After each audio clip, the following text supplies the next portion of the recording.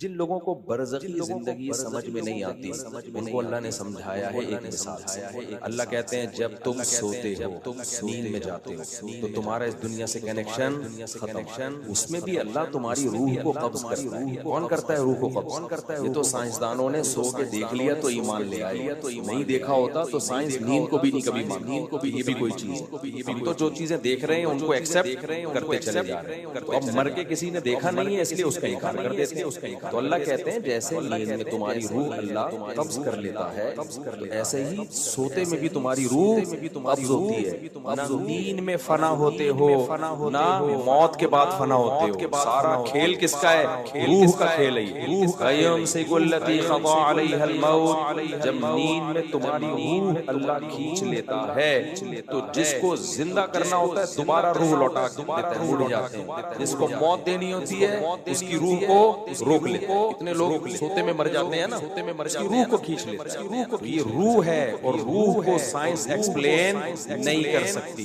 آپ کو پتا ہے کچھ چیزوں کو ایکسپلین کیا جا ہی نہیں سکتا، وہاں انسان ہتھیار ڈال دیتا ہے۔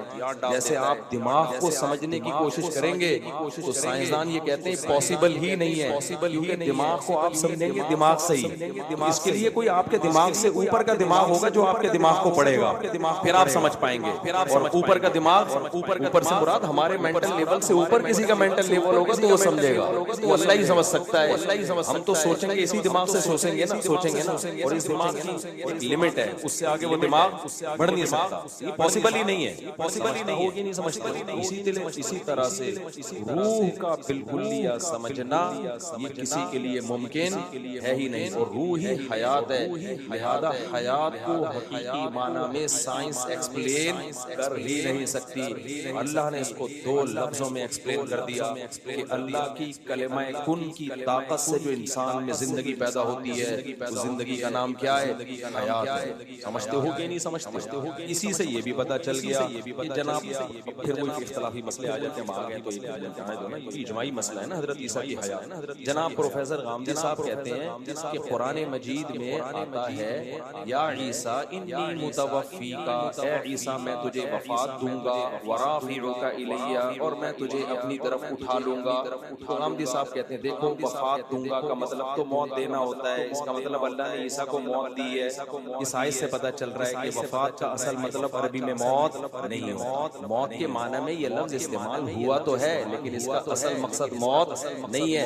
اگر موت ہوتا تو دیکھو اللہ یتوفی الانفس، اللہ روحوں کو کھینچ لیتا ہے حین موتها، نفس کی موت کے وقت۔ اب یتوفا کا معنی اگر موت دینا ہوتا تو کیا مطلب اللہ روحوں کو موت دے دیتا ہے انسان کی موت کے وقت؟ یہ مطلب ہوتا؟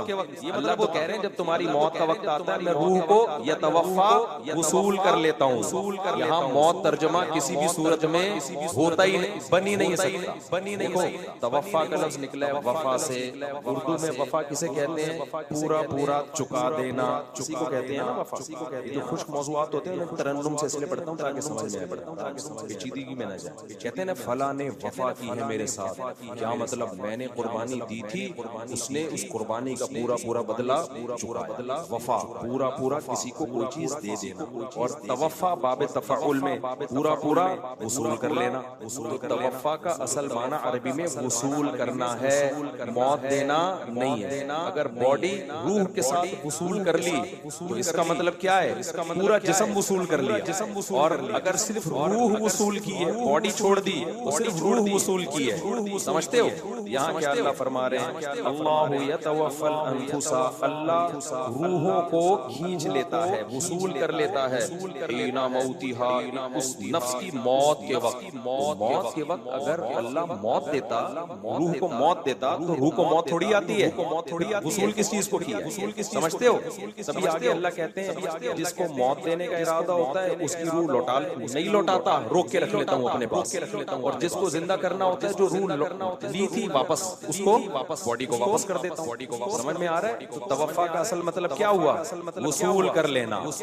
موت کے معنی میں استعمال ہوا ہے، اصل مطلب اس کا وصول کرنا۔ اب میں آیت کا ترجمہ کرتا ہوں۔ اللہ کہہ رہے ہیں عیسیٰ علیہ السلام کو یا عیسیٰ انی متوفیک، اے عیسیٰ میں تجھے وصول کر لوں گا، ورافعک الیہ، اس کی صورت کیا ہوگی, کس طرح سے اللہ تو مجھے وصول کرے گا. رافعوک الیہ, یہ عطف تفسیری ہے, آگے ڈیٹیل بیان کر رہا ہے یہ واو. رافعوک الیہ, میں تجھے اپنی طرف اٹھا لوں گا, پوری باڈی سمیت تجھے اٹھاؤں گا میں اپنی طرف, اس طرح سے میں تجھے وصول کروں گا. سمجھتے ہو کہ نہیں سمجھتے ہو؟ اس لیے غامدی صاحب نے اس آیت کے ترجمے میں ڈنڈی ماری ہے, سمجھتے ہو؟ تبھی میں کہتا ہوں اسلاف سے علم لوگے فائدے میں جاؤ گے. اس زمانے کے لوگوں سے پوچھو گے تو ضلوا واضلوا, خود بھی گمراہ ہوئے اور تمہیں بھی گمراہ کریں گے. تو یہ امت کا اجماعی عقیدہ ہے. حضرت عیسیٰ علیہ السلام پر موت واقع نہیں ہوئی ہے, اور حضرت عیسیٰ آسمانوں پہ زندہ ہے, اور حدیث میں آتا ہے لا تجتمع امتی علی ضلالہ, میری امت گمراہی پہ جمع نہیں ہو سکتی. تو جب امت کا اجماعی عقیدہ ایک دفعہ بن گیا کہ حضرت عیسیٰ زندہ ہے, تو اب اس سے انحراف کرنا کسی بھی دلیل کی بیس پہ جائز. سمجھتے ہو کہ نہیں سمجھتے؟ آگے چلتے ہیں ہم. اللہ نے انسان سے ایک شکایت کی ہے, فَإِذَا مَسَّ الْإِنسَانَ ضُرٌّ دَعَانَا. اللہ کہتے ہیں جب انسان کو کوئی ٹینشن ہوتی ہے نا, گڑگڑاتا ہے ہمارے سے. سارے نیک شریف شرفا قسم کے بنے ہوئے ہوتے ہیں. ثُمَّ إِذَا خَوَّلْنَاهُ نِعْمَةً مِنَّا, جب مصیبت دور کر کے ہم اسے خوشیاں دے دیتے ہیں, قَالَ إِنَّمَا أُوتِيتُهُ عَلَى عِلْمٍ عِندِي, ایکچولی میرے پاس ایک نالج ہے, میں نے اس کی تدبیر اختیار کی ہے, اس کی وجہ سے مجھے یہ نعمت, اللہ کا اس میں. میں کیوں نماز روزہ شروع کر دوں, گاڑی رکھ لوں, میں عورت ہوں تو پردہ کر لوں, ٹینشن تھی. ابے تو پھر اس ٹینشن میں کیوں اتنا پریشان تھا یار, اللہ سے دعا مانگو یار, کوئی وظیفہ بتا دو. ہے بھائی بول دیتا یار یہ تو ٹینشن آئی ہے تو مجھے اللہ سے مانگنے کی بالکل بھی ضرورت نہیں. ضرورت کیا ہوتا ہے, دیکھو بیمار ہوتے ہیں نا تو وظیفے بھی مانگ رہے ہیں, دعائیں بھی مانگ رہے ہیں, جھاڑ پھونک بھی کروا رہے ہیں, یہ بھی کر رہے ہیں, وہ بھی کر رہے ہیں, اور دل میں خیالات بھی آ رہے ہوتے ہیں یار اللہ ٹھیک کر دے تو اب میں نماز پڑھوں گا انشاءاللہ. جب ٹھیک ہو جاتا ہے, ایکچولی اصل میں ڈاکٹر صحیح نہیں تھا جس سے میں کائنڈلی پہلے علاج پہلے غلط دوا دے دی تھی. اب غلط دوا دے, ابھی میں نا بہت عرصے بعد اتنا لمبا بیمار ہوا ہوں رمضان میں, مجھے ہوتا ہے گلا خراب ہوا 2-4 دن میں ٹھیک بہت. ڈاکٹر نے بتایا کہ وائرل پھیلا ہوا تھا, وہ وائرل اٹیک کیا تھا اس میں. میں حقیقت بتاؤں مایوس سا ہونے لگا تھا کہ میں ٹھیک ہونے والا, اتنا گلا میرا پک گیا تھا نا, اتنی اینٹی بایوٹک کوئی اثر نہیں. کوئی دن کے بعد ٹھاک سے وہ سارا علامتیں, گلا تو بیٹھا میں, وہ تو ویسے ہی بیٹھا تھا. مجھے خیال ہوا دیکھو انسان مایوس ہو جاتا ہے, میں تو وصیتیں کرنے لگا تھا, اگر میں چلا گیا اسپتال میں وغیرہ وغیرہ تو ٹھیک ہونے پر آتا ہے, ایسے بھول جاتا ہے, اور پھر ڈاکٹروں کے کھاتے میں ڈالتے. ایکچولی اصل میں میڈیسن چینج, حالانکہ میڈیسن چینج کر کے بھی ٹھیک نہیں ہو رہے تھے, بغیر چینج کے بھی ٹھیک نہیں ہو رہے تھے. تو میں نہیں کہہ رہا کہ ڈاکٹر کا اس میں دخل نہیں ہوتا بھائی, ڈاکٹر کی دوا اگر آپ کو لگتی ہے تو اس میں بھی کس کے ارادے کا دخل ہوتا ہے, اللہ کے ارادے. کتنے لوگ ہیں اچھے بھلے تھے, ڈاکٹر کے پاس علاج کے لیے گئے, ٹیکا لگا کے بندہ ہی مار دیا ڈاکٹر, پھر ڈاکٹر آرام سے کہتے تھے ایکچولی سائیڈ افیکٹ, ایکچولی اصل میں تو 100 میں ایک کو سائیڈ افیکٹ ہو جاتا ہے, اس کا ری ایکشن ہوتا ہے, تو یہ انجیکشن نے ری ایکٹ کر دیا. کچھ بھی کیا, زندگی کس کے ہاتھ میں ہے, اللہ کے. تبھی تو ابراہیم علیہ السلام نے فرمایا وَإِذَا مَرِضْتُ فَهُوَ يَشْفِينِ, میں جب بیمار ہوتا ہوں تو مجھے شفا کون دیتا ہے, اللہ. تو بھائی ہم ملحد نہیں ہیں, ہم مادہ پرست نہیں ہیں کہ ہر چیز اسباب کے کھاتے میں ڈال دیں. ہم کس پر ایمان رکھتے ہیں, اللہ پر. اسباب میں جان ڈالنا بھی اللہ کا کام, اسباب سے جان نکالنا بھی کس کا کام, اللہ کا کام. تو اللہ کہتے ہیں انسانوں میں بہت سے ایسے ہیں ٹینشنوں میں آتے ہیں, وہ وہی اللہ ہی لگا ہوا ہے. جب ٹھیک ہو گئے تو پھر یہ پہلے تو دعا مانگ رہے ہوتے ہیں, اللہ تو ٹھیک کر دے, اللہ تو ٹھیک کر دے. جب ٹھیک ہو گیا تو پھر یہ نہیں کہہ رہے اللہ نے ٹھیک کیا, اللہ نے وہ اصل میں میں نے وہ دماغ اپنا استعمال کیا. تیرے بھائی کے پاس دماغ تو تجھے پتا ہے بہترین, تیرے بھائی کے پاس تجھے پتا ہے دماغ کیا ہے, بہترین دماغ, اور پھر قابلیت بھی ہے. جیسے غربت میں, جیسے جب غریب تھے تو پیسہ نہیں تھا, رو رہے تھے, دعائیں مانگ رہے تھے, پیسہ آ گیا, پیسہ آ گیا. یہ جو لوگ غریب ہیں نا, یہ اپنی نااہلی سے غریب ہیں. ان لوگوں کے پاس میرے جیسا دماغ ہوتا, میرے جیسی صلاحیت ہوتی, نوٹ چھاپنے کی مشینیں, کم بختوں کو پیسہ کمانا آتا ہی نہیں ہے, پوچھتے بھی نہیں ہے, مجھ سے مشورہ بھی نہیں لیتے. ابے جب تیرے پاس پیسہ نہیں تھا, غریب تھا, تو اللہ کے سامنے کیوں رو رہا تھا, پھر آ کے کہہ دیتا اے اللہ, اللہ سے کچھ نہیں ہوتا, میرے پاس مائنڈ ہے, میں غریب ہوں, دوبارہ کیا بن جاؤں گا, تو پہلے مایوس ہو جاتا ہے. اللہ نے ہمیں بتایا کہ ٹینشن میں مایوس مت ہونا, جب ٹینشن ہے وہ بھی اللہ نے دی, ٹینشن دور بھی کون کرے گا, تو پریشانیوں میں مایوس نہیں ہونا, خوشیوں میں اترانا نہیں. قرآن کہتا ہے کہ جب آخرت میں برے لوگوں سے حساب و کتاب ہوگا تو وہ کہیں گے کہ اے اللہ تو ہمیں ایک بار دنیا میں دوبارہ بھیج تاکہ ہم تیرے پیغمبروں پر ایمان لائیں اور ہم تیری فرما برداری کریں۔ یہ مضمون قرآن مجید میں بہت مقامات پر آیا ہے۔ مشرک کہے گا واللہ ربنا ما کننا مشرکین، اللہ کی قسم ہم تو شرک کرتے ہی نہیں۔ تو گنہگار کہے گا ان تقول نفس یا حسرۃ علی ما فرطت فی جنب اللہ، ہائے افسوس کہ میں اللہ کے بارے میں بہت سخت کوتاہی میں مبتلا رہا۔ قرآن بیان کرتا ہے نا کہ تمہاری کیفیت کیا ہوگی اس وقت، بلکہ قرآن یہ بیان کرتا ہے جب موت کے وقت تم برزخ کی زندگی اپنی آنکھوں سے دیکھو گے تو اس وقت تمہاری کیا کیفیت ہو۔ کیونکہ ایک تو مرتا ہوا انسان ہمیں نظر آ رہا ہوتا ہے، لیکن ایک مرتے ہوئے انسان کو بھی کوئی کچھ نظر آ رہا ہوتا ہے جو ہمیں نظر نہیں آتا اور نہ وہ ہمیں بتا سکتا ہے۔ جیسے جو آدمی بستر پہ لیٹ جائے سونے کے لیے، ایک پوزیشن تو یہ ہوتی ہے جس میں وہ مکمل جاگ رہا ہوتا ہے، جس میں ہم سے اس کا رابطہ ہو۔ ایک پوزیشن یہ ہوتی ہے جس میں وہ گہری نیند سو رہا ہوتا ہے اور اس کا ہم سے رشتہ ڈسکنیکٹ ہو چکا ہو، ہم سے کوئی رابطہ اس کا نہیں۔ ہم اسے ہنسنے کی بات کریں ہنسے گا نہیں، رلانے کی بات کریں روئے گا نہیں، کتنی خطرناک خبر دیں اس پر کوئی اثر نہیں ہو۔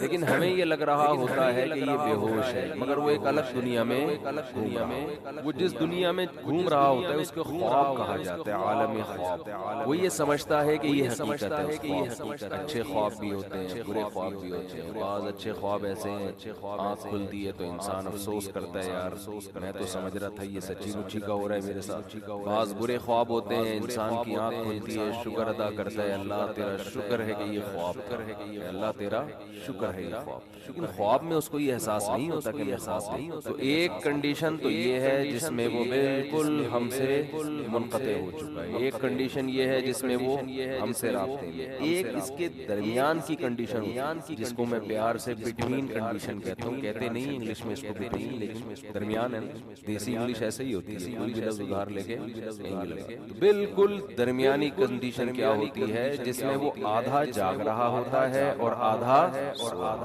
کچھ یہاں کی بھی سن رہا ہوتا ہے، ہمیں لگتا ہے کہ یہ سویا نہیں ہے لیکن تھوڑا غائب دماغ بن چکا ہے، کچھ چیزیں اس کو وہاں کی خواب کی نظر آ رہی ہو۔ بالکل یہی کنڈیشن قرآن و سنت سے پتہ چلتا ہے کہ جب انسان کی موت واقع ہونے والی ہوتی ہے تو ایک کنڈیشن یہ ہوتی ہے جس میں وہ مکمل حی ہے، مکمل زندہ ہے، جس میں وہ ہم سے بات چیت کر رہا ہو۔ ایک کنڈیشن یہ ہوتی ہے جس میں وہ مکمل اس کی ڈیتھ ہو چکی ہے، اس میں ہمارا اس سے کوئی رابطہ نہیں ہے، اس پہ جو گزر رہی ہے وہ جانے اور اللہ جانے۔ جیسے حضرت عمر نے فرمایا نا کہ حدیث میں آتا ہے نا کہ جو برا آدمی ہے جب اس کی میت کو قبر کی طرف لے کر جاتے ہیں تو کہتا ہے کہ مجھے کہاں لے کے جا رہے ہیں، اور اچھے آدمی اچھا کیا کہتا ہے مجھے جلدی لے کر جاؤ۔ برزخ کی باتیں ہیں، وہ خود دیکھ رہا ہے، لیکن ایک حالت مرنے والے کی ایسی ہے جس میں وہ آدھا عالم برزخ میں اور آدھا عالم دنیا، اس کنڈیشن کو سکرات موت کہا جاتا ہے۔ سمجھ رہے ہیں بات؟ کیونکہ یہاں شرعی احکام چینج ہو جاتے ہیں، شریعت میں کچھ احکام ایسے ہیں کہ ابھی اس کا حکم کچھ اور ہے، مرنے کے بعد تو جب انسان مکمل حیات میں ہو تو اللہ نے اس کے لیے توبہ کا دروازہ کھولا ہوا ہے، چاہے اس کو 100% یقین ہو جائے کہ میں نے کل مرنا ہے یا 1 گھنٹے بعد مرنا ہے، لیکن توبہ کا دروازہ اس کے لیے بولے۔ ایک آدمی نے ساری زندگی گناہوں میں گزاری، کفر میں، الحاد میں، شرک میں، خدا کا انکار کرتا رہا، اللہ کے ساتھ شرک کرتا رہا، شراب پیتا رہا، زنا کرتا رہا، 90 سال گزار دیے۔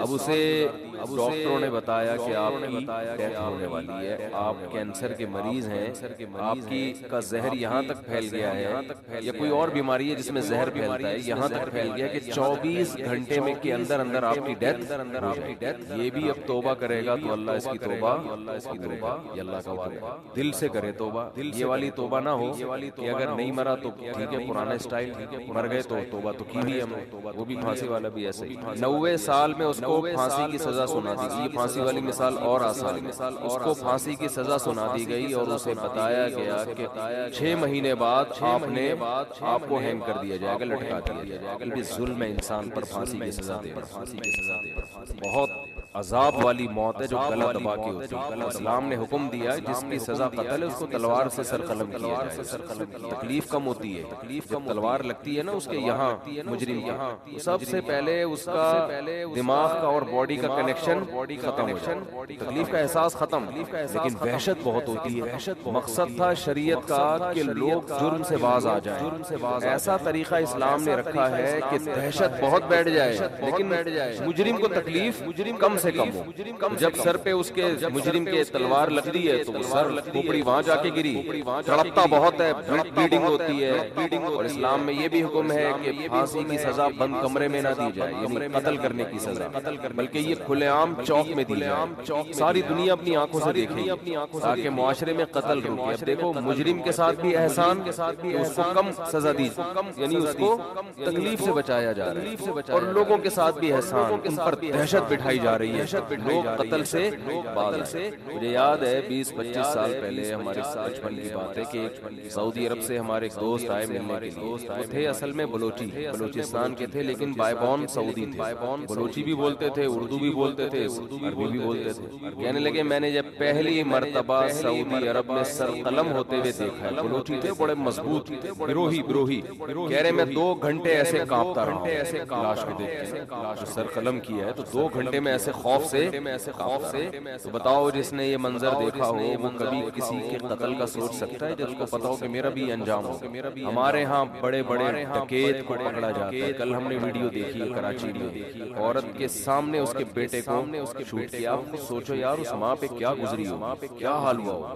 آ جاتا ہے 2 دن پہلے اس کی نکاح ہوا تھا بیچارے کا, شادی ہوئی تھی, تو ماں کے موجودگی میں اس کے جوان بیٹے کو مار دیا. یہ ہے ہماری گورنمنٹ, ان کے لیے جتنی بد دعائیں کرو کم ہے. مجھے لوگ کہنے لگے آپ گورنمنٹ کے بہت خلاف آج کل بول رہے ہیں. یار کچھ ہمارے سینے میں بھی تھوڑا سا دل ہے, قتل تو روک لو کم از کم. ہم نے رینجرز والوں سے بات کی, امن کے لیے علماء کا اجلاس ہوا نا, بلایا رینجرز ہیڈ کوارٹر میں کچھ علماء کو بلایا کہ امن پہ مشورے دیں. ہم نے کہا یہ کیا ہو رہا ہے بھائی, اتنے کیسز کراچی میں آئے دن قتل ہو رہے ہیں, آئے دن قتل ہو رہے ہیں. رینجرز کے آفیسرز کا کہنا یہ تھا کہ قانون مکمل مجرموں کو سپورٹ کر رہا ہے. سمجھ رہے ہیں, قانون بنا ہوا ایسا ہے, آپ مجرم کا کچھ بھی نہیں, قانون ہی ایسا ہے. رینجرز کو اجازت نہیں ہے شوٹ کرنے کی, وہ مجرم کو پکڑ کے حوالے کرے گی پولیس. ہم نے کہا شاید پولیس دھاندلی کرے گی, انہوں نے کہا نہیں پولیس کورٹ میں لے کے جائے گی. اس میں کورٹ میں کیس چلانے کے پولیس کو پتہ نہیں کتنے تھوڑے سے پیسے ملتے ہیں کہ مجرم پکڑ کے حوالے کر دیں. وہ اتنے پیسے اتنے تو ہم اپنے بچوں کو جمعے کے دن جیب خرچی دیتے ہیں. حالانکہ رسک کتنا ہے, پولیس اپنی جان پہ کھیل رہی ہے, لیکن اس پہ جو پولیس کو ثواب ملتا ہے وہ اتنا تھوڑا ہے کہ وہ ہمارے بچوں کے جمعے کی پاکٹ منی سے بولو کم ہے. او بھائی جب ایک ڈاکو پکڑ کے اپنی جان پہ کھیل کے کچھ کرے گا تو کوئی تو کچھ تو ملے نا اس کو, تھوڑا سا ثواب مل رہا ہے گورنمنٹ کی ثواب مل رہا ہے. میرا ٹاپک نہیں آگے ہوں تو جلدی سے سمیٹ کے چلتے ہیں. الجھن میں خود بھی الجھن کا شکار ہوتا ہوں, جو بھی بیان سنتا ہوں نا یار بات کیا چلی تھی کدھر لے گئے آپ. اس پہ اتنے کم اس کو پیسے ملتے ہیں کہ اس میں یہ موٹیویشن ہوتی نہیں ہے کہ یار ہم داؤ پہ کھیل کے کسی ڈاکو کو پکڑ کے کہاں کریں, کورٹ میں لے گئے. دوسرا کورٹ میں لے کے جا کے ہوتا کہ اگر لے گئے چلو تھوڑی سی جیب خرچی حکومت کی طرف سے انعام مل جائے گا. مفتی صاحب کے بچوں کا جو پاکٹ منی ہے وہ ہم یہ سمجھ کے کھا لیں گے کہ چلو جی جو مسلمان اپنے بچوں کو جیب خرچی دیتے ہیں اتنی تو مل گئی نا, 5 گٹکے کا خرچہ تو نکلے گا نا. کورٹ میں لے جانے کے بعد کیا ہوتا ہے جی, گواہیاں طلب ہوتی ہیں. جس کے بندہ مارا ہے اس کو پتا ہے کہ میں اگر کورٹ میں جا کے میں نے ان کے خلاف گواہی دی تو 2-4 بندے میرے وہ انکار کر دیتا ہے جی میں نہیں جانتا, اس کو پتا ہے کہ اگلا نمبر پہ میرا, سمجھتے ہو. اور اگر کیس چل بھی جائے تو وہ 6 مہینے میں بڑے سے بڑا دہشت گرد, بڑے سے بڑا دہشت گرد 5-6 مہینے میں چھوٹ کے واپس. اور جیل میں اس کی رینجرز کی ساری رپورٹ نہیں ہے, اس کی ساری اور رپورٹیں بھی ہیں جو دائیں بائیں سے پتہ چلتے. وہ پولیس والوں نے 2 ڈاکو مارے تھے, میں نے ان کی دعوت کی تھی. 2 پولیس والے تھے کراچی میں, انہوں نے ڈاکو مارے تھے, تو میں نے ان کو اسپیشل کہیں سے پتہ کروایا, بلا کے ان کو خوب دمے کھلائے ہم نے. تم نے کہا یار کوئی تو خاندانی کام کیا, جواب نہیں مل رہا پھر بھی تم نے ڈاکو مار دی. کمال کی بات ہے یا نہیں, کمال کی بات ہے. گورنمنٹ کی طرف سے کوئی ثواب نہیں مل رہا پھر بھی تم نے کیا کر دیا, ڈاکو مار. تو کم از کم ہم تو عوام کو ثواب دینا, ان کو عوام کی تو ذمہ داری ہے ایسے پولیس والوں کو اپریشیٹ کرے. ہم نے کہا یار ہم لنک نکالتے ہیں کہیں سے, ان کی ٹائٹ ان کا بکرا ہونا چاہیے. ہم نے کھلایا ان کو لے جا کے, جو ہم تو یہی کر سکتے ہیں بھائی, اور کیا کر سکتے ہیں. ترقی تو دلوا نہیں سکتے کرتے تھے تو ان سے بھی بہت سی باتیں پتہ چلی. بولا قانون بھی اسی طرح کا بنا ہوا ہے, کورٹ میں لے کے جاؤ, کورٹ میں رہا ہو جاتے ہیں, کیس ہی نہیں چلتا, اور جیل میں گئے تو 5-6 مہینے بعد, اور جیل میں جانے کے بعد ان کی ملاقات اپنے جیسے 2-4 اور لوگوں سے ہوتی ہے. یہ 6 بندے مار کے آئے ہوئے, 8 بندے مار کے آئے ہوئے, 3 بندے مارا ہوا ہے, اور سناؤ بھائی تم نے کتنے ہو, 3 مارے گا, 2 بھائی ابھی تک گزارا کیا بھائی, یہ چل رہا ہوتا ہے یہ جیل میں. اچھا تم پکڑے کیوں گئے؟ اس نے کہا میرے سے یہ غلطی ہوئی تھی. چلو ہم شیئر کرتے ہیں آپس میں نا, آئندہ ہم نے وہ غلطی دوبارہ تجربے سے سیکھتے ہیں. جیسے جہاز جب بھی گرتا ہے نا, جب بلیک باکس وہ کیا ہے, بلیک باکس ہوتا ہے, باکس ہوتا ہے نا, بلیک کلر کا باکس ہوتا ہے جو نکالا جاتا ہے, کیا بولتے ہیں, بلیک باکس ہی کہتے ہیں. وہ نکالا جاتا ہے تو اس میں دیکھا جاتا ہے کون سی غلطی ہے جس کی وجہ سے جہاز کریش ہوا. تمام جہاز کی کمپنیوں کو وہ بتایا جاتا ہے, میٹنگ ہوتی ہے کہ آئندہ یہ غلطی بالکل یہی ہے. دہشت گردوں کے سالانہ اجلاس بھی جیل میں ہوتے ہیں, سہمائی ششمائی امتحانات سارے ان کے جیل میں ہوتے ہیں, ان کی آپس کی میٹنگ ہوتی ہے. تو پھر ان کو پکڑ کے پھر یہ آپس میں سیکھتے ہیں ایک دوسرے سے, پھر باہر نکلتے ہیں, پھر باہر لائف کو انجوائے کرتے ہیں. جہنم تو اللہ ان لوگوں سے بھرے گا انشاءاللہ, اللہ نے تو نہیں چھوڑنا. یہ تو دنیا کی سزا ہے, جو ہم تو یہ واقعہ ہنس ہنس کے سن رہے ہیں, سنا رہے ہیں, لیکن جن پہ گزرتی ہے, جن کے لوگ قتل ہوتے ہیں نا, ان سے پوچھو. ہمارے بیان میں ایک صاحب بیٹھتے ہیں, شاید ابھی یہاں آئے ہوئے بھی, ان کا اکلوتا بیٹا ڈاکو نے قتل کر دیا. اب کیس چلا ہے, وہ ڈاکو کہیں پکڑا گیا ہوگا اتفاق سے, ورنہ پکڑے کہاں جائے. اب وہ سلو کے لیے آئے ہوئے ہیں ڈاکو کے لواحقین صاحب کے پاس. میں نے کہا اگر آپ نے سلو کی نا ان کے ساتھ, یہ قوم کے ساتھ غداری ہوگی. کوئی سلو وہ نہیں بنتی, کوئی رحم دلی, کوئی نرم دلی, جس کو چھوڑنا اس کی علامت ہے کہ آپ 30-40 بندے اور مروا رہے ہو. اسلام نے ڈاکوؤں کے ساتھ رحم کی اجازت نہیں دی, ذہن میں رکھو. اسلام اس ڈاکو کو رحم کرنے کی اجازت دیتا ہے جو گرفتاری سے پہلے توبہ کر لے, اور توبہ کے آثار بھی ظاہر ہوں. توبہ کا مطلب کیا ہے, ڈکیتی کی اس نے, اس کو خیال آ گیا, ابھی پکڑا نہیں گیا ہے, اس نے گڑ گڑا کے توبہ کر لی, اور صرف توبہ جو اس کا اور اللہ کا معاملہ ہے وہ نہیں, بلکہ اس کے عمل سے لوگوں کو پتہ چل جائے کہ اس نے یہ تمام غلط ایکٹیویٹیز چھوڑ دی. اس کے عمل سے پتہ چل جائے, کیونکہ دل کی حالت اللہ جانتا ہے. دل سے تو اللہ توبہ قبول کر لے گا, لیکن وہ آخرت میں. دنیا کا معاملہ یہ ہے کہ اس کے عمل سے لوگوں کو پتہ چل جائے کہ اب یہ ویسا نہیں ہے جیسے پہلے ہوا کرتا تھا. قرآن کہتا ہے اس کی سزا پھر ڈاکو والی نہیں ہے. الا الذین تابوا من قبل ان تقدروا علیہم. قرآن کہہ رہا ہے کہ وہ سزا جو ہم نے ڈاکوؤں کی متعین کی ہے, اس سے وہ ڈاکو مستثنا ہے جو گرفتاری سے پہلے توبہ کر لیں. لیکن آن دا اسپاٹ اگر پکڑا جائے, یا ڈکیتی کے بعد توبہ سے پہلے پکڑا جائے, یا توبہ تو کی لیکن ہمارے پاس اس کی توبہ کی کوئی دلیل نہیں ہے, تو بھی پکڑا جائے, تو بھی قرآن کہتا ہے اس کو جو سزا دی جائے گی وہ بطور حد کے دی جائے گی. حد کسے کہتے ہیں کہ اس میں نہ گورنمنٹ کے پاس معافی کا آپشن, نہ جس کا بندہ مارا ہے اس بندے کے لواحقین کے پاس بھی معافی کا آپشن نہیں ہے. دیکھو ایک قتل وہ ہوتے ہیں جو ذاتی خاندانی دشمنیوں کی بیس پہ ہوتے ہیں. کسی نے اٹھ کے زید کو قتل کیا, ویسے ہی ذاتی دشمنی میں, کوئی ڈکیتی میں نہیں, ذاتی دشمنی ہے, زمین کا جھگڑا ہے. تو زید کے جو وارثین ہیں ان کو یہ حق ہے کہ وہ قاتل کو چھوڑ بھی سکتے ہیں اور اس سے قصاص لے بھی سکتے ہیں, دیت بھی لے سکتے ہیں. تینوں آپشن اللہ نے رکھے. فمن عفی لہ من اخیہ شیء فاتباع بالمعروف واداء الیہ باحسان. بلکہ ترغیب دی ہے کہ تمہاری پکڑائی میں آ گیا یہ, تو تم اگر معاف کر دو تو اچھی بات, معاف کر دو, قصاص لینا چاہو, قتل کرنا چاہو تو وہ بھی ٹھیک ہے, لیکن یہ احکام ڈکیتی کے بولو نہیں, بولو اس میں اللہ نے معافی کا آپشن رکھا ہی نہیں ہے. تو آپ اللہ سے آگے کیوں نکل رہے ہو؟ چھوڑ دو بیچارہ, ہائے بیچارہ نہیں ہے, یہ ظالم ہو تم, بیچارے کو بیچارہ کہہ کے چھوڑ رہے ہو. تو آخرت کی سزا تو ہے, لیکن اللہ نے دنیا میں امن قائم کرنے کے لیے دنیا میں بھی سزائیں متعین کی ہیں. اور ڈاکو کی سزا قرآن کتنی سخت بیان کرتا ہے کہ ایک ہاتھ, دایاں ہاتھ اور بایاں پاؤں کاٹ کے چوک پہ لٹکایا جائے. اور اسلام میں عرض کر رہا تھا کہ جو قتل کی سزا ہے وہ ہے قصاص, تلوار سے گردن اڑائی جائے جو قاتل, تاکہ تکلیف کم سے کم ہو. لیکن ڈاکو کے بارے میں ایسا بولو نہیں, بولو اس کے الفاظ بڑے سخت ہیں. انما جزاء الذین یحاربون اللہ ورسولہ ویسعون فی الارض فسادا ان یقتلوا او یصلبوا او تقطع ایدیہم وارجلہم من خلاف یسرق او ینفع من الارض، کہ ڈاکو نے ڈکیتی کے دوران اگر صرف کسی کا مال چھینا، صرف مال چھینا ہے، بندہ نہیں مارا اس نے، قرآن کہہ رہا ہے اس کا دایاں اور بایاں ہاتھ کاٹ ڈالو. یہ حکومت کو قرآن حکم دے رہا ہے، اس کا رائٹ ہینڈ اور لیفٹ پاؤں بولو. اور اگر اس نے بندہ مارا ہے تو قرآن کہہ رہا ہے کہ دایاں ہاتھ اور بایاں پاؤں بھی کٹے گا اور اس کو سولی دی جائے گی. سولی کا مطلب لٹکا کے اس کے پیٹ میں برچھا مار کے اس کو ایسے ایسے کر کے تاکہ تڑپ تڑپ کی اذیت کے ساتھ مرے. اور یہ بند کمرے میں نہیں سزا دی جائے گی، یہ کھلے عام چوک پہ سزا دی جائے گی. سمجھ میں آ رہی ہے کہ نہیں آ رہی ہے؟ آپ ایسے لوگوں پہ ترس کھائیں. اور اچھا 4 آدمیوں نے اگر یہ کام کیا، 10 نے یہ کام کیا تو قتل ایک نے کیا ہے لیکن سزا 10 کے 10 کو دی جائے گی، کیونکہ سارے اس قتل میں برابر کے شریک سپورٹر تھے، وہ ایک دوسرے سپورٹ کر رہے تھے. اکثر ڈکیتی میں ایک بندہ لوٹ رہا ہوتا ہے، ایک بندہ لوٹ کے دیکھ رہا ہوتا ہے پیچھے، اس کو بھی یہی سزا ملے گی. حالانکہ نہ اس نے فائر کیا نہ اس کے پاس بندوق ہے، لیکن اس کے ساتھی ہے، اس کے ساتھ آیا ہے، جو سزا اس کی ہے قرآن کے مطابق وہی سزا اس کی.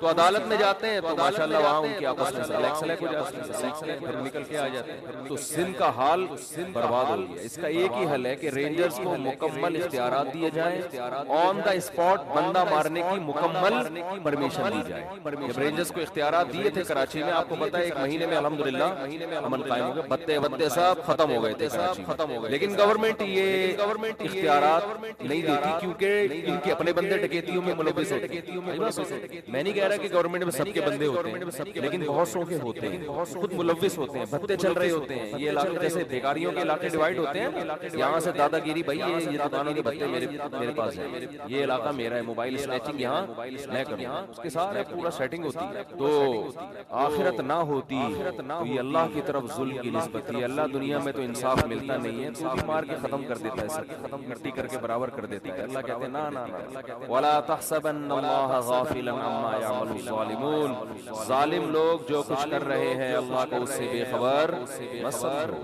اللہ غافل نہیں ہے اس سے. کیسے وہ بوڑھا باپ بیچارہ کتنے دن روتا رہا، یہی ہمارے ساتھ آپ نے بھی دیکھا ہوگا نا، اکلوتا بیٹا اس کا، اکلوتا ہی ہے نا، اکلوتا بیٹا تھا ان کا، جوان لڑکا شہید کر دیا، بڑھاپے کا سہارا بننے والا تھا، چند ٹکوں کی خاطر، چند پیسوں کی خاطر. تو انشاءاللہ یہ سارا ثواب گورنمنٹ کے کھاتے میں بھی جا رہا ہے، جو اسمبلیوں میں بدبخت لوگ بیٹھے ہوئے ہیں ان کے کھاتے میں بھی جا رہا ہے انشاءاللہ. یہ سارا عذاب بالکل ٹس، جب تک ان کا اپنا کوئی بندہ نہیں مرے گا. یاد ایک ملک کا نام نہیں میں لینا چاہتا، اس کا اپنا بیٹا جو ہے نا بادشاہ کا، وہ شہزادہ نشے میں مر گیا، اور اس کنٹری میں نشے پر پابندی لگا دی گئی. اپنا بندہ مرا ہے ان کا، اپنا بندہ مرا ہے. کوئی ڈاکو جب ان کو پکڑے گا ان کو چھینے گا شاید تھوڑا سا کچھ، ورنہ یہ عوام مرتی رہے. عوام بہت زیادہ ہو رہا ہے کراچی میں، بہت زیادہ ہو رہا ہے، تھوڑا نہیں ہو رہا. ہر ہفتے کی رپورٹ ہے. اور میرے بھائی آپ بھی لائسنس بناؤ، اسلحہ رکھو، اپنا ڈیفینس کرو خود. گورنمنٹ سے آپ امیدیں نہ لگاؤ. دیکھو میں ڈیفینس کا ایک طریقہ بتاتا ہوں آپ. زیادہ سے زیادہ جو لوگ ہیں، جو سنجیدہ لوگ ہیں، وہ لائسنس رکھیں، قانونی اسلحہ رکھیں. خاص طور پہ جو دکانوں پہ بیٹھے ہوئے لوگ، ہونا یہ چاہیے کہ ایک شاپ پہ اگر ڈکیتی ہو رہی ہے تو دوسرے سامنے والے کے پاس پسٹل ہونی چاہیے. یہ آپ کا قانونی حق ہے، آپ اس وقت فائر کھول سکتے ہیں، فائر کھول سکتے ہیں. یہ لیگل نہیں ہے. سمجھتے ہو کہ نہیں سمجھتے؟ اب عوام بھی ایسی بزدل بن گئی ہے، دو بندے آ کے پورے بازار کو لوٹ رہے ہوتے ہیں، باقی تماشا دیکھ رہے ہیں. بچپن میں پنجاب جایا کرتے تھے، وہاں ڈکیتی کا امکان ہی نہیں تھا. وہاں وجہ یہ تھی کہ اکثر لوگوں کے پاس اسلحہ ہوتا تھا. کوئی اگر گن پوائنٹ پہ کچھ چھین رہا ہے تو لوگ جانے نہیں دیتے تھے اس کو. ادھر سے بھی بندہ آ گیا وہ ہاتھوں سے ہی پکڑ لیتے تھے. اتنے سارے لوگوں کو کون آن دا اسپاٹ کوئی بندہ اگر قتل کی کوشش کر رہا ہے، آپ ڈیفینس میں بندہ اپنی جان بچانے کے لیے مار سکتے ہیں، لیکن لوگ مارتے کیوں نہیں ہیں؟ ایک تو اس لیے کہ اسلحہ نہیں ہے، نمبر 2 مارنے میں ڈر یہ کہ ہم نے یہاں سے مارا، کوئی اس کا دوسرا چھپ کے بیٹھا ہوا ہے، وہ وہاں سے فائر کھول دے گا. تو جب سب لوگ ایک کمیونٹی بن کے سب اپنا ڈیفینس کریں گے کہ بھئی یہاں کسی بھی دکان پہ کوئی اسنیچنگ کا واقعہ ہوتا ہے یا اس گلی میں کچھ ہوتا ہے تو ہم سب نے مل کے اس ڈاکو کو کسی نے بھی بھاگنے نہیں دینا. یہ ختم ہو جائے گا. گورنمنٹ سے آپ امیدیں نہ. میں بھی اندرون سندھ گیا ہوں تو حال جو میں نے دیکھا ہے بہت برا حال ہے. غریبوں کا حال تو بہت ہی زیادہ برا ہے. غریب علاقے ہیں نا سندھ، بعض لوگوں نے سڑکیں وڑکیں بنا دی اچھی، چلو اللہ جنہوں نے بنائی ہے اللہ ان کو جزائے خیر دے. اندر کے حالات بہت خراب ہیں. خیر آپ کی جانے، آپ ہمارا نہیں.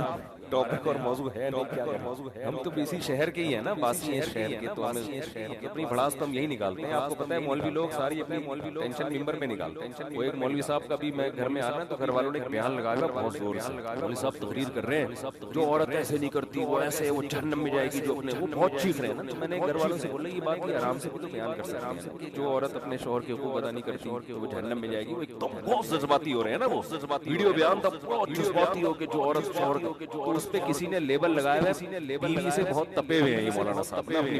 لوگ تو چسکے لیتے ہیں یہ مولانا صاحب اپنی بیوی سے بہت بظاہر اسٹائل سے لگ ایسا ہی رہا تھا کہ ویسے تو ٹھیک ہے بھائی، کوئی عورت شوہر کے حقوق ادا نہ کرے، بڑی وعیدیں ہیں، شوہر بیوی کے حقوق ادا نہ کرے، بڑی وعیدیں ہیں، لیکن وہ آرام سے بھی بیان ہو سکتی ہے. جذباتی انسان اسی وقت ہوتا ہے اکثر، ہمیشہ نہیں، جب وہ خود بھوگت رہا ہو.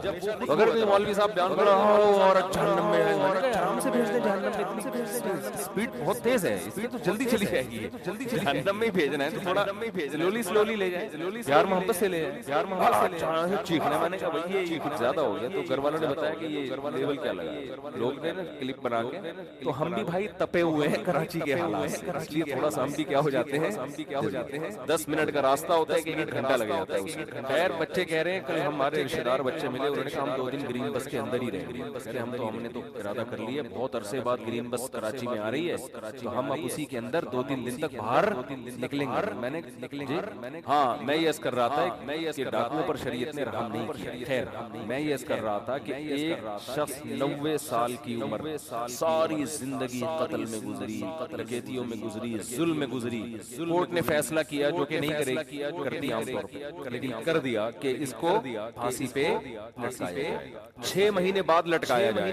کسی لوگوں نے آ کے بتایا توبہ کر لے، گناہ سے معافی، کہہ رہے نہیں ہوگا. وہ 6 مہینے بھی اس نے کفر بولتا رہا، کوئی خدا نہیں ہے، کوئی مجھے دوبارہ رہائی ملی، دوبارہ یہ کام ملی، یہاں تک کہ 1 ہفتہ رہ گیا. پھر اسے کسی مولانا صاحب نے کہا توبہ کر لے، کہہ رہے نہیں کروں گا. پھر 1 دن رہ گیا، پھر 1 گھنٹہ رہ گیا، پھر آخر کا 1 منٹ رہ گیا. اسے 6 مہینے پہلے بھی یقین تھا کہ مجھے قتل کیا جائے، لیکن توبہ نہیں کر رہی اس چانس پہ کہ شاید رہائی ہو جائے. بعض لوگ زبان کے بڑے پکے ہوتے ہیں چاہے وہ کافر ہی کیوں نہ ہو. کہتے ہیں جیسے ہم اندر سے ویسے ہی ہم جیسے نبی صلی اللہ علیہ وسلم کے چچا ابو طالب تھے، موت کے وقت کلمہ نہیں پڑھا. نہیں، اگر میں پڑھوں گا لوگ کہیں گے ساری زندگی جس دین پر قائم رہے موت کے ڈر سے میں نہیں پڑھوں گا کلمہ. جیسا جو میں ہوں اندر سے ویسا ہی میں کیا ہوں. ان کی ایک رائے تھی میں جیسا رہا ہوں ویسا ہی رہوں گا. ہمارے نبی کو بہت افسوس ہوا، بہت غم ہوا. اللہ نے فرمایا انک لا تہدی من احببت، اے محمد صلی اللہ علیہ وسلم جس سے آپ کو محبت ہے ہدایت کا اختیار آپ کے ہاتھ میں نہیں کہ آپ کو جس سے محبت ہے آپ اس کو ہدایت بھی دیں. ہدایت تو جو چاہے گا اسے ملے گی، اور یہ اللہ کے ہاتھ میں. حضرت بلال کا نبی سے کوئی رشتہ نہیں، غلام، رنگ بھی سیاہ، قوم بھی الگ، غلام، ان کو ہدایت مل گئی. چاہت تھی ان کے دل میں، طلب تھی. تو بعض ایسے ہوتے ہیں کہ وہ اقرار نہیں کرتے، وہ کہتے ہیں موت کے وقت بھی ہم نہیں، حالانکہ موت کے وقت ان کو یہ ہوتا ہے کہ شاید اسلام نے جو کچھ کہا وہ سچ کہا ہو، لیکن وہ کہتے ہیں نہیں، جس پہ ہم زندگی میں رہے اسی پہ رہیں.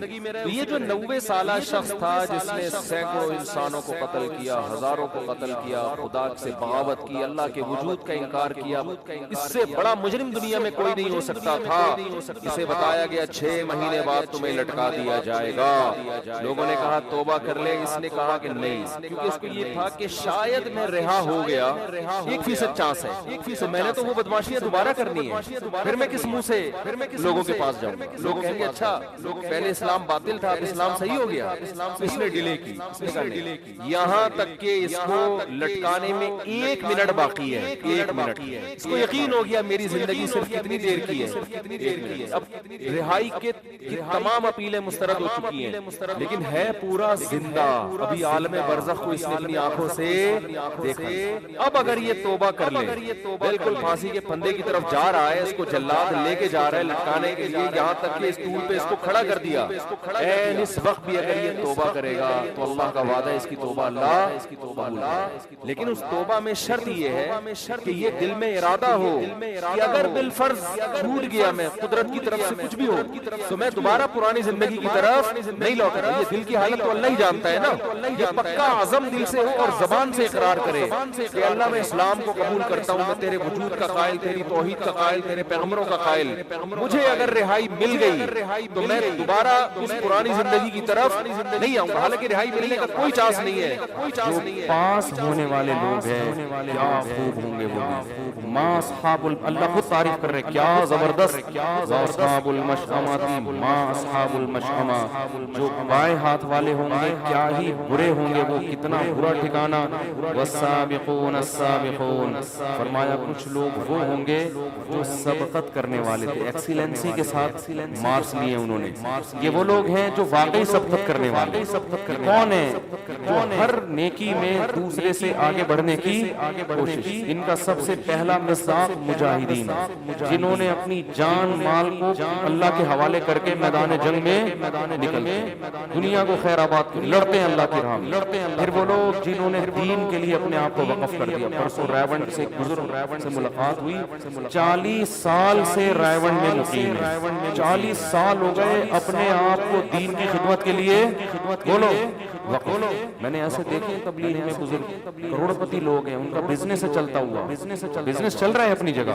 بزنس کو بہت تھوڑا ٹائم کسی کے ذمہ لگا دیا اور وہ سارے وسائل کہاں خرچ ہو رہے ہیں. میں ایک دفعہ گیا اجتماع میں, ایک صاحب دیکھ کے بیٹھے ہوئے ہیں, ڈھکن ہٹا کے کھانا بانٹ رہے ہیں. کھانا کہ کوئی پکوان سینٹر ہوگا ان کا, پتا چلا بہت بڑا تاجر ہے بھائی. لیکن اپنے آپ کو کیسا وقف کیا ہے کہ اللہ کے دین کی اور دین والوں کی خدمت کے لیے دیکھ پہ بیٹھ کے لوگوں کو چاول اکرام ہو جائے بھائی لوگوں کا, لوگ اللہ کی راہ میں نکل جائیں. کچھ لوگ ایسے ہیں جنہوں نے من یشری نفسہ ابتغاء مرضات اللہ, اللہ فرماتے اپنے آپ کو بیچ دیا انہوں نے. یہ کون ہے؟ یہ پاسنگ مارکس والے نہیں ہیں, یہ وہ لوگ ہیں جو والسابقون بہت سبقت کر لی انہوں نے. ثلۃ من الاولین وقلیل من الاخرین, اللہ فرماتے ہیں یہ جو سابقین ہے نا, جو ایکسیلنسی کے ساتھ پاس ہوں گے, یہ پہلے لوگوں میں بہت ہوں گے, یعنی صحابہ میں اور تابعین میں. بعد میں یہ لوگ تھوڑے سے آبادی کے ریشو کے لحاظ سے شروع میں ان کی تعداد بہت زیادہ. اس سے بھی پتہ چلتا ہے کہ روافض جو یہ کہتے ہیں کہ صحابہ میں چند ٹھیک تھے باقی سارے معاذ اللہ منافق, تو قرآن تو کیا کہتا ہے, شروع کے لوگوں میں ان کی تعداد بہت زیادہ. اصحاب یمین کی نہیں, سابقون کی. شروع کے لوگوں میں بہت زیادہ. جیسے جیسے قیامت قریب ہوتی جائے گی یہ لوگ مارکیٹ میں ان کی تعداد کیا ہوتی چلی جائے گی آبادی کے لحاظ سے. فرمایا فی جنات النعیم, یہ جو السابقون ہیں یہ عیش کے باغات میں ہوں گے. علی سرر موضونہ, خوبصورت تخت جنت میں بچھے ہوئے ہوں گے جس پر یہ بیٹھے ہوئے ہوں گے.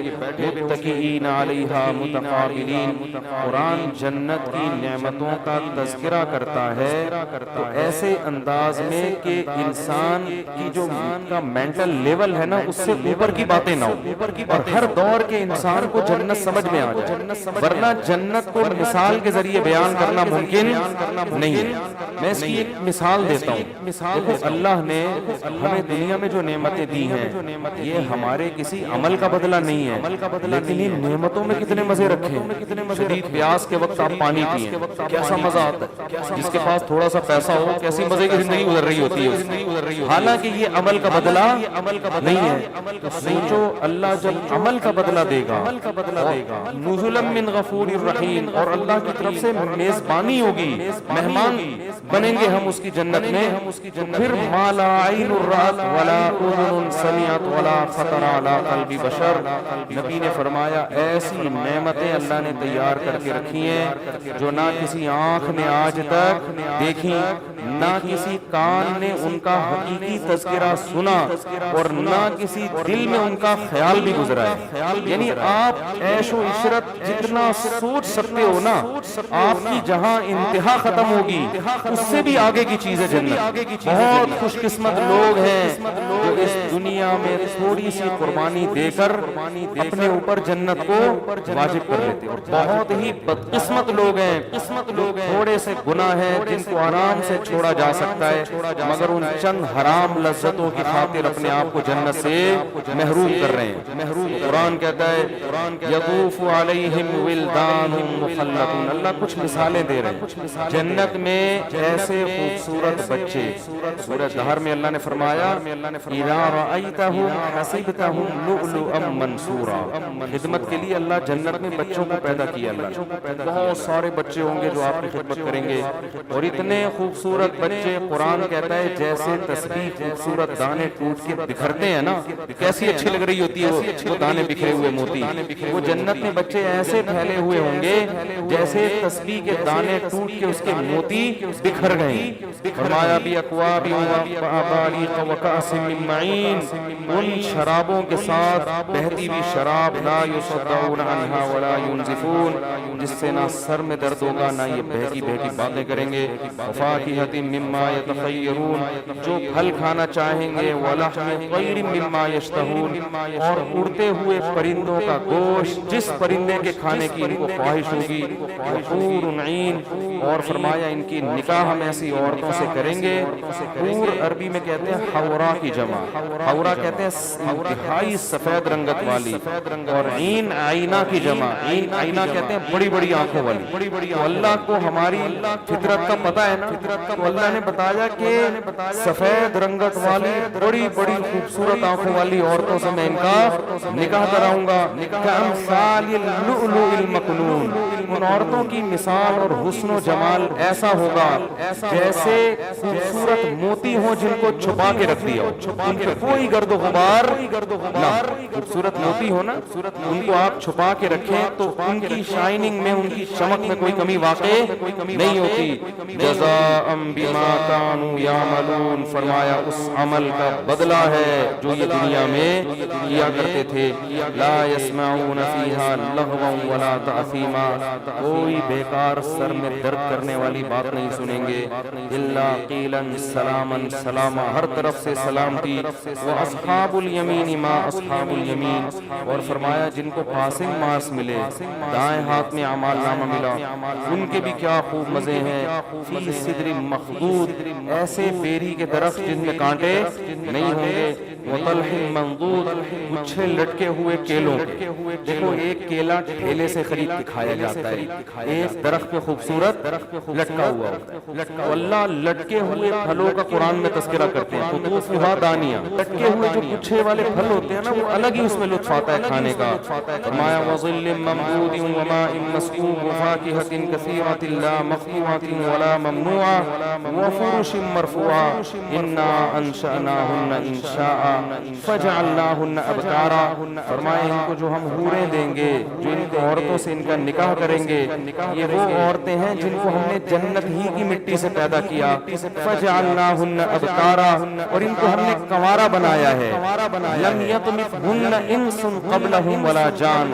جس جنتی کو یہ خوبصورت عورتیں ملیں گی اس جنتی سے پہلے نہ کسی انسان نے ان کو چھوا اور نہ کسی جن نے ان کو چھوا ہوگا. اس سے پتہ چلتا ہے عورت کی یہ خوبصورتی ہے کہ نکاح سے پہلے اس کا کسی سے ریلیشن بولتے کیوں نہیں بھائی, یہ اس کی حسن ہے, یہ اس کی خوبصورتی ہے. اس لیے اللہ نے جنتیوں کے لیے ایسی عورتوں کا انتظام کیا مقصورات فی الخیام, جن کو خیموں میں بند کر دیا ہے. اور آج لوگوں کو کس طرح کی عورتیں چاہیے؟ گولڈ, بہت زیادہ ماڈرن ہونی چاہیے. پھر وہ جب ابھی کیا میں بولوں جنت کی باتیں بیان ہو رہی ہیں, پھر جب وہ سر پہ جوتے پڑتے ہیں نا اور شکوک اور شبہات, یار یہ پتہ نہیں کیا ہو رہا ہے کہ گھر سے غائب ہے, آ ہی نہیں رہی ہے. مرد کا بھی یہی ہے, ماڈرن آدمی ہوتا ہے, عورت کو اس پہ اعتماد نہیں ہوتا. پتہ نہیں یہ فون ایسی فون آیا, بیگم بیٹھی ہوئی ہے نا ایک دم کر کے اس کو شک ہوتا ہے پتہ نہیں کیا کر رہا ہے, بولتا ہے پتہ نہیں کیا, اور ادھر ان کو شک. یورپ میں ایک ماہر نفسیات ہے, اس کا میں نے کچھ دن پہلے کچھ سال پہلے بیان سنا. اس نے کہا بھائی یہ جو پہلے ہی شادیاں بہت کم ہو رہی ہیں, اب ان شادیوں میں میاں بیوی کو ایک دوسرے پہ شکوک و شبہات ہوتے ہیں, تو ان بیسس پر طلاق نہ دیا کرو. اگر دونوں غلط ہیں تو کوئی بات نہیں, رشتے کو چلاؤ. اصل میں وہ لوگ تو پریشان ہیں نا, ایک تو شادی ویسے ہی نہیں ہو رہی ان کی، پھر ہو رہی ہے تو ان میں بہت سارے تعلقات سامنے آنا شروع ہو جاتے ہیں. بیگم پکڑی گئی اسکائپ پہ بات کرتے ہوئے، میاں پکڑا گیا کسی سے بات کرتے ہوئے، تو وہ ماہر نفسیات کہہ رہا تھا بھائی اگر پکڑے بھی جا رہے ہیں تو کوئی اتنا بڑا ایشو نہیں ہے، کوئی بات نہیں، کوئی بات نہیں اگر اس کا اس سے بھی فرینڈ شپ ہے. بیوی تو تمہاری ہے نا، اور بیوی کو کہہ رہے ہیں کوئی بات نہیں اگر اس کی گرل فرینڈ ہے اور اس سے تعلقات ہیں، میاں لیگل تو تمہارے لیے ہے نا، یہ تمہارے لیے. اس لیے وہ ماہر نفسیات سمجھا رہا تھا کہ ان باتوں کی وجہ سے ڈیورس نہ لو نہ دو، تاکہ جو تھوڑے بہت شادی کے جوڑے بچے ہوئے وہ تو بچے. میں نے کہا دیکھو کیسا معاشرہ تباہ و برباد ہو گیا ہے کہ اب میرج لائف کو محفوظ کرنے کے لیے اس کو بھی لیگل قرار دیا جا رہا ہے کہ کاغذ میں میاں بیوی بن کے رہو کوئی بات نہیں، حقیقت میں بے شک نہ بھی ہو، ورنہ یہ کاغذی شادیاں بھی کیا ہو جائیں گی. بولتے کیوں نہیں ختم. اسلام نے جو نظام دیا ہے نا، عورت کی عفت، عورت کی پاک دامنی، وہ باپ کے گھر سے نکل کے کہاں جائے گی؟ شوہر کے گھر میں سیدھا. بہت بڑی نعمت ہے. اللہ فرماتے ہیں ہم نے ان کو جنت کی مٹی سے بنایا اور کنوارا بنایا، عرباً اتراباً، اور ہم نے ان کو ہم عمر بنایا. لوگ عام طور پر کم عمر لڑکیوں سے شادی کی خواہش ظاہر کرتے ہیں خوبصورتی کی وجہ سے. تو جنت کی عورت خوبصورت ہوگی لیکن آپ کی کیونکہ ہم عمر سے انسان کا مینٹل لیول ملتا ہے، وہ اپنے غم اس کے سامنے بیان کر سکتا ہے، راز کی باتیں اس کے سامنے. لیکن دنیا میں ہم عمر جب ہوتی ہے، آپ اگر 50 سال کے تو ہم عمر بھی کتنے سال کی ہوگی؟ 50 سال. تو میچور تو ہوگی لیکن حسن و جمال ختم ہو جاتا ہے. جنت میں اللہ نے یہ دونوں نعمتیں دی ہیں. فرمایا لاصحاب الیمین، یہ ان لوگوں کو نعمتیں ملیں گی جو دائیں ہاتھ والے ہیں. ثلۃ من الاولین وثلۃ من الآخرین. فرمایا یہ پچھلوں میں بھی بہت اور قرب قیامت میں بھی یہ لوگ بہت. یہ بھی خوشخبری کی بات ہے کہ یہ مسلمانوں میں ہر دور میں اصحاب یمین ہول سیل کے حساب سے موجود رہیں گے. یہ کبھی بھی مارکیٹ سے شارٹ نہیں ہے کہ 2-4 آدمی دنیا میں نیک بچے ہوں باقی سارے کیا ہو گئے ہوں، خراب ہو گئے. ایسا نہیں ہے. آگے اللہ فرماتے ہیں واصحاب الشمال ما اصحاب الشمال، جن کو بائیں ہاتھ میں اعمال نامہ دیا جائے گا کتنے ہی برے ہیں. فی سموم و حمیم، گرم لو اور کھولتے ہوئے پانی میں. انہم کانوا قبل ذلک مترفین، جہنم کی آگ میں ہوں گے. فرمایا یہ وہ لوگ تھے جو دنیا میں اترایا کرتے تھے. وکانوا یصرون علی الحنث العظیم، ایک بہت بڑا جرم ان کی زبان سے سرزد ہوتا تھا. وہ کیا جرم تھا؟ یہ کہتے تھے اذا متنا وکنا ترابا وعظاما ائنا لمبعوثون. جب بھی میں آیت پڑھتا ہوں مجھے لمس یونیورسٹی کے پروفیسر، ان کے اسٹوڈنٹس، اقرا یونیورسٹی کے پروفیسر، ان کے اسٹوڈنٹس، کراچی یونیورسٹی کے پروفیسر اور ان کے اسٹوڈنٹس، بحریہ یونیورسٹی کے پروفیسر ان کے اسٹوڈنٹس یاد آتے ہیں جن میں ایتھیزم اور مذہب کی بغاوت بہت اسپیڈ کے ساتھ پھیل رہی ہے، جو سائنسدانوں سے کچھ ضرورت سے زیادہ متاثر ہو گیا، جو یہ سمجھتا تھا کہ لائف اسٹائل بھی ان کا باپ ڈاروین سمجھائے گا کہ ہم کیوں پیدا ہوئے ہیں، کیا اللہ ہے یا نہیں ہے، ہم نے خدا کی عبادت کرنی ہے کہ نہیں کرنی. سمجھ رہے ہیں کہ نہیں سمجھ رہے؟ وہ سمجھتے تھے ہر چیز میں ہمارے باپ کون ہیں؟ سائنٹسٹ ہیں. یہ ایجوکیشن سے اتنا متاثر ہو گئے تھے. قرآن کہتا ہے یہ بہت بڑا جرم کرتے تھے. وہ جرم کیا ہے؟ یہ کہتے تھے اذا متنا، بھلا جب ہم مر جائیں گے، وکنا ترابا، ہم مٹی ہو جائیں گے، وعظاما، جب ہڈیاں ہو جائیں گے، انا لمبعوثون. تو سائنس تو کہتی ہے کہ پھر دوبارہ زندگی کا امکان ممکن، بولو نہیں. مشاہدہ بھی یہ کہتا ہے. سائنس دو چیزوں پر، بھائی لیبارٹری ٹیسٹ سے ثابت ہو جائے یا مشاہدہ ہو جائے، ان دو کے علاوہ اور کوئی دلیل کو سائنس بولو نہیں مان. کہہ رہے ہیں اٹ ازنٹ پاسبل، یہ ممکن نہیں ہے کہ آپ مر کے ختم ہو جاؤ اور دوبارہ یہ عمل ریورس، یہ نہیں ہو سکتا. اللہ فرماتے ہیں یہ اتنا بڑا جرم کرتے تھے کہ جب ان کو پیغمبر کی دعوت پہنچی، پیغمبر کی بات اور ہمارا کلام پہنچا کہ مر کے مٹی ہو گئے، ختم نہیں ہو جاتے، ایک دن دوبارہ تمہارا رب زندہ کرے گا، تو یہ کہتے تھے اذا متنا ان ھذا لشیء عجاب. کبھی کہتے تھے یہ بات کھوپڑی میں آنے والی نہیں ہے، یہ مولویوں کی بنائی ہوئی باتیں ہیں. پہلے تو یہ کہتے تھے ساحر، جادوگر ہے، عجیب عجیب باتیں کر رہا ہے. کبھی کہتے تھے کہ ان ھذا لشیء یراد، ان کا مفاد ہے، اصل میں پیسے ملتے ہیں ان کو ایسی باتوں پہ، مفاد ہے، ان کی دکانیں چل رہی ہیں مولویوں کی. کیونکہ اگر یہ کہیں گے کہ مر کے ختم کوئی حساب نہیں ہے تو پھر کوئی مسجدوں میں آئے گا؟ بولو بھائی کیا ہو گیا؟ کیا 27ویں رات، کیا 28ویں رات، کیا رمضان، کیا شوال، لائف کو انجوائے، کیا ساس، کیا سسر، کیا ابا، کیا دادا، کیا نانا، کیا بچی، کیا بہن، کیا او بھائی گدے گھوڑے کی طرح زندگی گزارو، کتے پالو، بچے پیدا کرنے کی ضرورت بولو نہیں، کتے پالو، بلی پالو، وہ بھی آپ کو انٹرٹین کرتے ہیں، بچوں کی کیا ضرورت ہے؟ بچوں ٹینشن خام ہے، کیونکہ یہ بھی ایتھیسٹ بنے گا بڑا ہو کر، یہ تو مذہب سکھاتا ہے نا، باپ کے حقوق، ماں کے حقوق، خالہ کے حقوق، نانی کے حقوق، مذہب کے علاوہ تو اگر آپ مذہب کو چھوڑتے ہو بھائی ڈاروین کے نظریے کی پیداوار ہو، بندر سے اتفاق سے وجود میں آئے ہو، جو اتفاقی حادثے کی نتیجے میں کوئی چیز اگر بنتی ہے تو پھر ان کا آپس میں ریلیشن نہیں ہوتا، اچھا برا نہیں ہوتا، پھر انجوائے بن گئے اتفاق سے، اتفاق سے کھاؤ، جو کچھ کھا سکتا ہے وہ کیا کرے؟ کھائے، کھانے پینے کو فوکس کرو، عیاشی کو فوکس کرو۔ قرآن کہتا ہے یہ کہا کرتے تھے اِذَا مِتْنَا وَكُنَّا تُرَابًا وَعِظَامًا، بھائی یہ کھوپڑی میں آنے والی باتیں نہیں ہیں، مر کے گل سڑ کے ختم، ایک نیچرل پروسیس، مریں گے تو یہ ہوگا، تو نیچرل پروسیس کے تحت مر کے ختم ہونا تو ہے، پیدا ہونا یہ سمجھ میں نہیں آتا۔ اللہ فرماتے ہیں قل، ان کو کہہ دو ان الاولین والآخرین، تمہیں تو اپنا پیدا ہونا سمجھ میں نہیں آ رہا نا کہ کیسے ہوں گے، جو آدم سے لے کے اب تک دنیا میں آئے ان کو بھی، والآخرین جو قیامت آئیں گے سب کو، لمجموعون سب نے اکٹھا ہونا ہے، الی میقات یوم معلوم، ایک ٹائم میں نے متعین کر دیا، اس میں سارے A to Z اپنے سامنے لا کے کھڑا کر دوں گا میں، ثم انکم، اس کے بعد ہوگا کیا؟ اللہ سب سے پہلے ان کو اس طعنے کا جواب دے گا، پہلے سزا دے گا، اور جب ان کو سزا دے گا تو یہ کہیں گے ہمیں سزا کیوں مل رہی ہے؟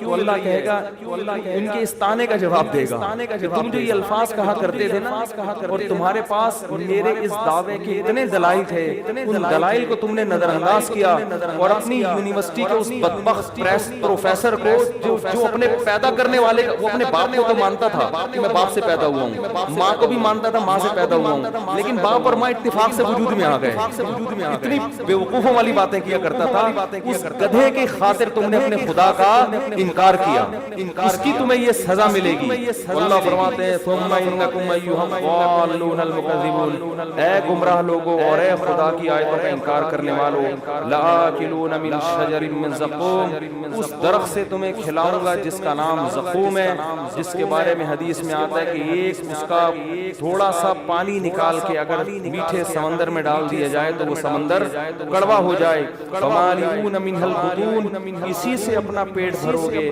فشاربون علیہ من الحمیم، تیز کھولتا ہوا پانی تمہیں پلانے کے لیے دیا جائے گا، فشاربون شرب الہیم، وہ تیز کھولتا ہوا پانی جس سے منہ انسان کا جل جائے، ایسے پیو گے جیسے پیاسے اونٹ پانی پیتے ہیں، اور ایک گھونٹ بھر کے وہ نگلنے کی کوشش کرتے ہیں۔ ھذا نزلھم یوم الدین، جو روز جزا ہے اس دن ان کی میری طرف سے یہ میزبانی ہوگی۔ کیوں اے اللہ تو تو ظالم نہیں ہے؟ فرمایا نحن خلقناکم، ہم نے تم کو پیدا کیا تھا پہلی مرتبہ ڈاروین کے نظریے پہ تم پیدا، بے وقوف احمق، اس کو یہ وہ ایسی باتیں کر کے گیا ہے، مور کے پروں میں اتنے خوبصورت رنگ، یہ کلر جب وہ مور پھیلاتا ہے دنیا میں کوئی احمق نہیں کہہ سکتا کہ یہ آٹومیٹیکلی خود سے وجود میں، یہ کلر خود بخود وجود میں آ گئے ہیں، کوئی بے وقوف یہ بات نہیں کرتے، ڈاروین کہہ کر گیا اور یہ گدھے سارے اسی کو فالو کر کے گئے، ویسے یہ بڑے فنٹر بنے پھرتے ہیں، ہم کوئی بات عقل کے خلاف نہیں کرتے، ہم عقل پرست ہیں۔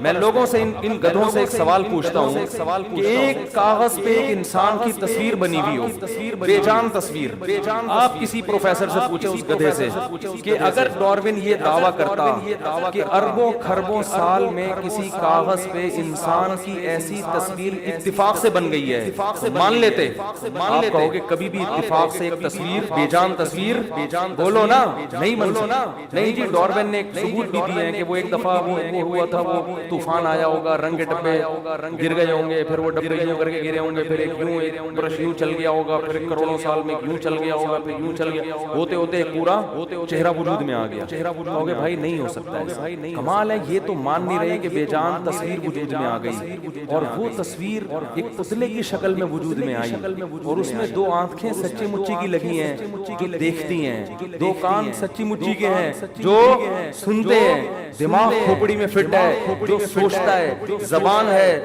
جو بولتی ہے، دانت ہے جو چباتے ہیں، ایک ایک چیز اتنی خوبصورت انداز میں اس کھوپڑی میں فٹ ہو گئی، تصویر جو بے جان تھی وہ خود بن نہیں سکتی، یہ پوری چلتی پھرتی تصویر جو پتلا ہے اور چلتا بھی ہے پھرتا بھی، اس کے جوائنٹ فکس ہو گئے، ایسا ہاتھ اب تک نہیں بنا سکے، ایسے جوائنٹ اب تک نہیں بنا سکے جو ہماری ہڈیوں میں لگے ہوئے ہیں، ایک ایک چیز بن گئی، معدے کا نظام، گردوں کا نظام، دل کا نظام، سوچنے کا نظام، آنکھوں میں پلکیں لگا دی ہیں خوبصورتی کے لیے، آئی بروز بنا دی ہیں، ایک ایک چیز، الم نجعل لہ عینین ولسانا وشفتین، ابھی تو اللہ یاد دہانی کرا رہا ہے، آخرت میں بتائے گا نہیں، سزا دے گا، الم نجعل لہ عینین، اللہ کہتے ہیں کیا میں نے تیری کھوپڑی میں دو آنکھیں نہیں لگائی ہیں، یہ خود بخود لگ گئی ہیں، خود سے لگی ہوتی تو کھوپڑی میں جا کے کیوں لگی ہیں بھائی، گھٹنے میں کیوں نہیں لگ گئی ہیں جا کے، اور دو کیوں لگی ہیں، ایک کیوں نہیں لگی، دو آنکھیں ایڈجسٹمنٹ ان کی دیکھو یار، ذرا سی ایڈجسٹمنٹ دونوں پتلیوں کی دائیں بائیں ہو جائے تو دیکھنے کا سارا سیٹ اپ برباد، دو آنکھیں فٹ ہوئی ہیں اور ایسی زبردست ایڈجسٹمنٹ کہ موت تک وہ ایڈجسٹمنٹ آپ کی دائیں بائیں نہیں ہوتی، ان آنکھوں کی پتلیوں کے فاصلے سے بندہ ٹریس ہو جاتا ہے، قرآن کہہ رہا ہے الم نجعل لہ عینین، کیا میں نے تیری